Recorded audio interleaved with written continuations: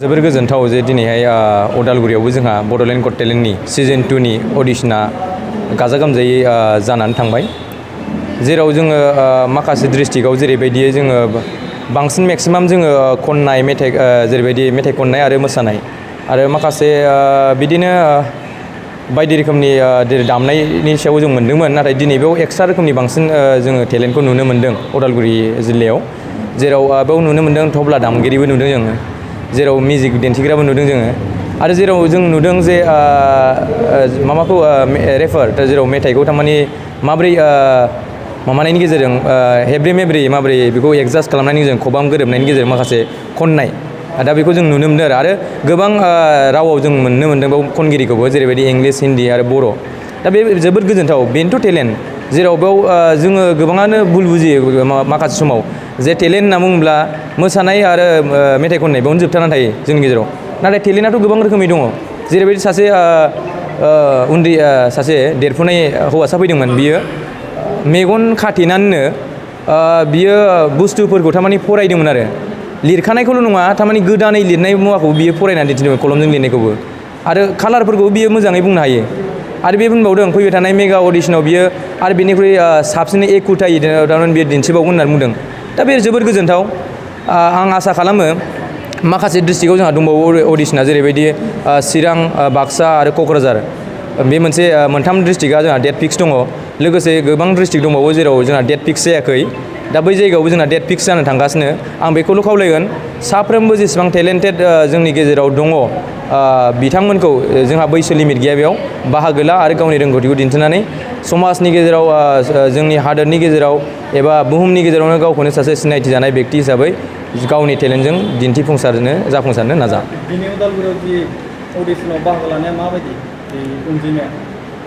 अनजिमाया जोंना गासै लगभग 50नि जोंना बे गोजौआव दं आरो दा आसा खालामो थारमाने बेयाव जोंना हमना लादो दिनै सुनिबार बाराय दा बेनि थाखाय रबिबाराव लायोबा आरो बांसिन जाबावगोन होननानै गोबाङानो बुंहरदोंमोन दा जायफोरा अडिशनखौ होनो हायासै जेनेबा हास्लाबासै टाइमा दा बिथांमोननि थाखाय जों मोनसे क्राइटेरियाखौ दोनगोन जेराव बिथांमोना हयथ' खाथिनि जेरैबायदि जोंहा बाक्सा डिस्ट्रिक्टआव जानो थांगासिनो बेयावबो थांनो हागोन आरो जोबथारनायाव जुदि बिसोर थांनो गोनो गोथो गोजान मोनबायबायोब्ला बिथांमोननिफ्राय जों अनलाइननि थाखाय मोनसे बेबस्थाखौ जों दोननाय जागोन आरो जेराव मेगा राउन्डखौ जों अदालगुरियावनो लानो थाखाय मोनसे जानजि खाफ्रानो दं मेगा राउन्डआबो मोनसे फाइनाल राउन्डजों समरा समरिफ्रा मोनसे गोगोम प्रग्रामा जागोन जेराव बेयाव गोबां सुबुंफोरखौ जों बेयाव खावलायहरगोन जे नायफैनो थाखाय बेयाव गार्जेनफोरल' नङा जायफोरनि बाहागो लाग्रा गार्जेनफोरल' नङा माखासे पाब्लिकफोरखौबो जों खावलायगोन नायफै टेलेन्टखौ मोनदां मोनसे एवारनेसखौ जों जाहोगोन आरो फाइनाल राउन्डआ जोंना क'क्राझाराव जागोन जेराव बियो आरो बुंस'नो हायि सानस'नो हायि बे सिमनाया जागोन आरो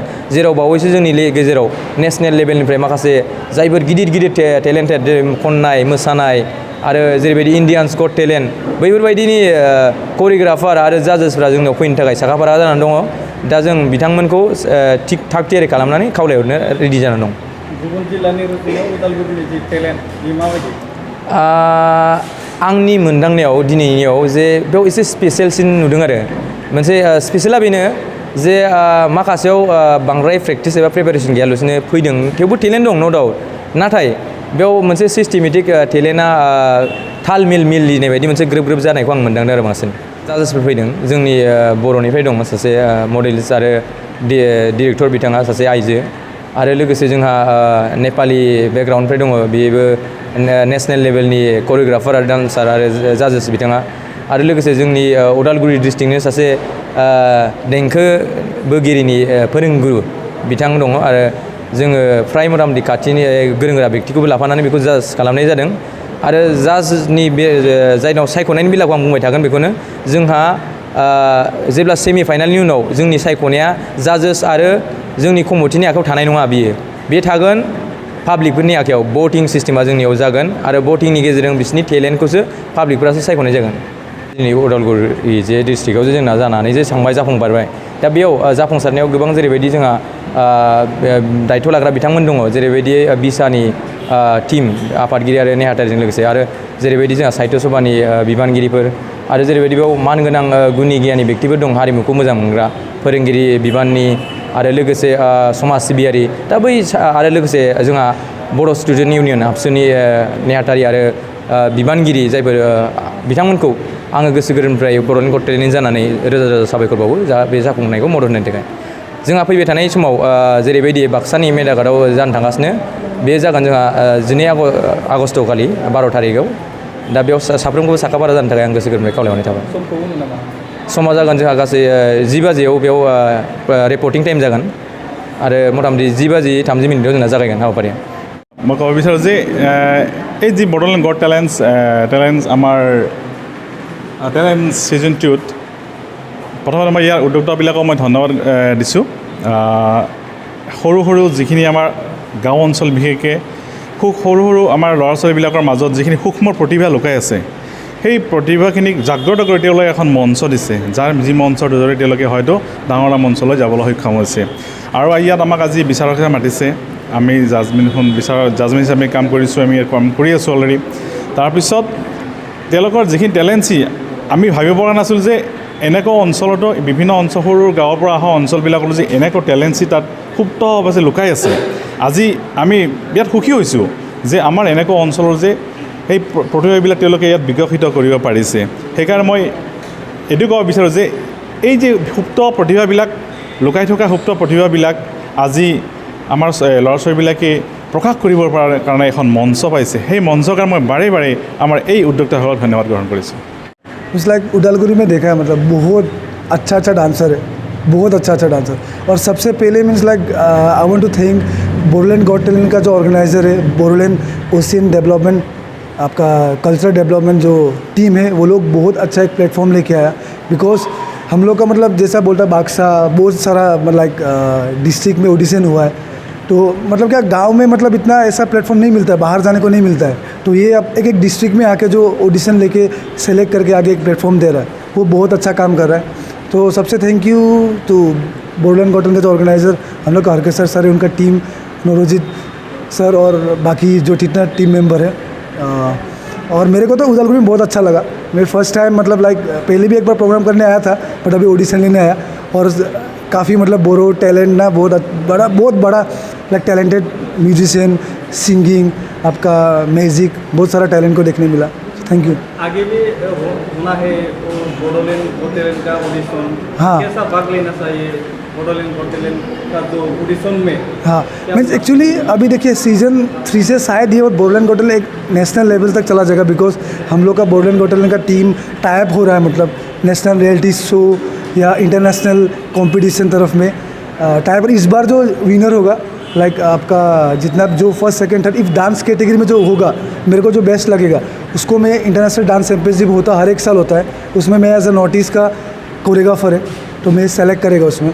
और बाकी जो नेशनल रियलिटी का बात है वो तो जब टीम मेंबर लोग मीटिंग करेगा उसके बाद होगा डिटेल्स। तो बोडोलैंड गॉट टैलेंट में सीजन 3 में सब लोग को आना है, बिकॉज ये आप लोग के लिए बहुत बड़ा प्लेटफॉर्म है कि आप लोग का आसाम में होने जा रहा है। तो ये आप लोग कहीं बॉम्बे दिल्ली कहीं आप लोग को जाना नहीं है, आप लोग को यहीं पे रह के अपना टैलेंट यहीं पे दिखाना है। तो सब लोग आओ, सपोर्ट करो इवेंट को, मैं वही चाहता हूँ। उपासना बसुमतारी। बेयाव ऑडिशन मा ऑडिशन होगोन? फेशन। फेशन बहाबा सोलोंदोंमोन नामा? फेशन औ बबाव सोलोंदों? माबा स्टार इन्टि केपिटेल। ऑडिशनाव फैबाय बिनानावा बहाबा? औ सिगां बहा फै? इयावनो होफैदोंमोन। बेयावनो? औ मा बबेयावहाय? दंला। सेलेक्शन जादोंमोन जे? जादोंमोन। दायो सेलेक्शन जागोननि आसा खालामो। मा जाहैनो सानदों? हा? उनाव मा जाहैगोन? एक्ट्रेस जाहैगोन। फेशनाव दा जि फेशन देखायगोन बेयाव मा देखायगोन फेशनाव बिनानाव? वेस्टिं देखायगोन, ओमफ्राय बेल' मोसागोनबो। ऑडिशन होनानै माबोरै मोनखो? मोजां नांदो। मोजां नांदों? ऑडिशनाव सेलेक्ट जादों? ऑडिशनाव मा ऑडिशन होखो? मोसादों? मा मोसाखो? बर' मेथाइ? मा मेथाइखौ मोसाखो? सिउ सिउ बारनाय बारा। सिउ सिउ बारनाय दा ऑडिशनाव सेलेक्ट जाबाय? जानानै मा जागोन उनाव? आङो देरनानै मडेलिं जानो लुगैदो। मडेलिं? ओमफ्राय देरनानै जब मावगोन।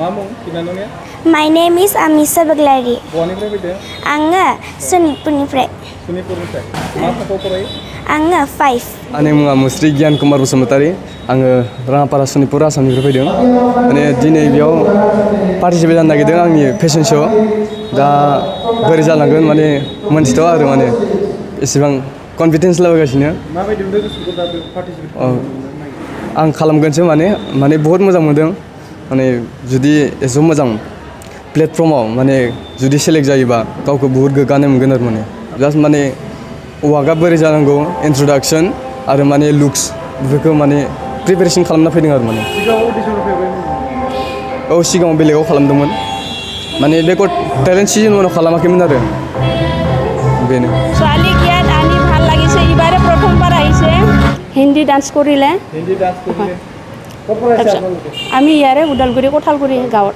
চেলেক্ট হ'ল না নাই চিলেক্ট মানে এতিয়া হল্ডত ৰাখিছে ৰখিব দিছে কি আশা কৰিছে আপোনালোকে চেলেক্ট হ'ব চিলেক্ট হ'ব বুলি আশা কৰিছোঁ এতিয়া ধন্যবাদ দিছোঁ ভাল লাগিছে আমি ইয়াতে সুযোগ পালোঁ আৰু আগন্তুকলৈকে যেনে তেনেকৈ যদি আমি ভাল সুযোগ পালে আৰু ভাল ডেন্স দেখাব পাৰে তাকে কামনা কৰিছোঁ बाइक अनसायगिरिफोरनि थाखाय मोनसे मोजां खौरां क'क्राझार जिडी रड एक्सिस बेंक साखाथियाव थानाय दावहारु अट' एजेन्सिया नोंथांमोननि थाखाय लाबोदों दामाका स्पेशल अफार खम बेसेनावनो नोंथांमोना बाजाजनि गुबुन गुबुन मडेलनि बाइक फाइनान्स खालामना नोंथांनि सिमांखौ जाफुंहोनो हागोन 13,800 रांनिफ्राय जागायना 19,500 रांजों नोंथाङा बाजाजनि गुबुन गुबुन मडेलनि बाइक जेरै प्लाटिना पालसार बायदि गुबुन गुबुन मडेलनि बाइक लानो हागोन बाइकजों लोगोसे बेसेन होनाङालासे मोनफागोन गंसे हेलमेट बाइगिरि बिथांमोना गोरलै राहाजों बाजाजनि फाइनान्स लिमिटेड नङाबा एक्सिस बेंक लिमिटेडआव फाइनान्स खालामनो हागोन गोबांथार फोरमानलाइफोर गथायनो गोनांथि गैया खालि फट' गांसे पेन कार्ड आधार कार्ड भटार आइडि आरो सोलिबाय थानाय मोब्लिबनि बिल होयोब्लानो बे सुबिदाखौ लानो हागोन गोबां मिथिनो थाखाय 8473883986 03661270550 9957644326 आव फन खालाम